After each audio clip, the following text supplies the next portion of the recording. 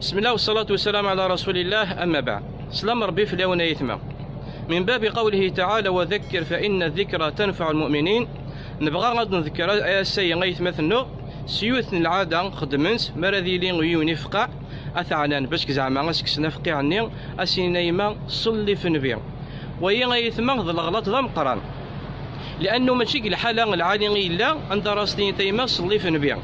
فالغالب وين يفقع أنا يثما أمين يسكرن ولا علي مرض شو ديقار إزمر تستيني تصلي في نبي غادي يصب نبي لا كاين وتزلار في نبي لأنه يفقع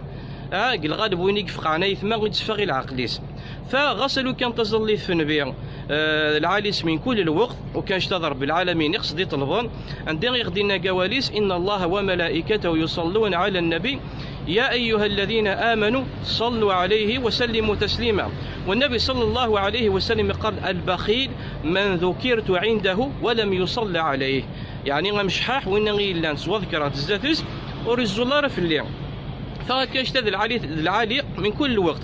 ولكن الوقتية ماشي ذا مكانيس وين غيفقعان أصليت أي ما صلي في نبيع ويض الغلط ذا مقران باش راه سنيت تيما سنيت استعذ بالله من الشيطان الرجيم وكان شتا رب العالمين يقضي طلبا عندي دينا جواليس وإما ينزغنك من الشيطان نزغ فاستعذ بالله إنه هو السميع العليم. فغيت البغض رب العالمين وكنا نستعيذ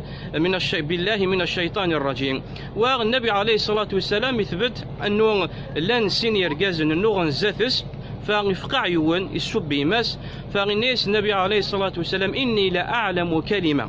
لو قالها لذهب ما يجد، يعني الناس نغيون مسلين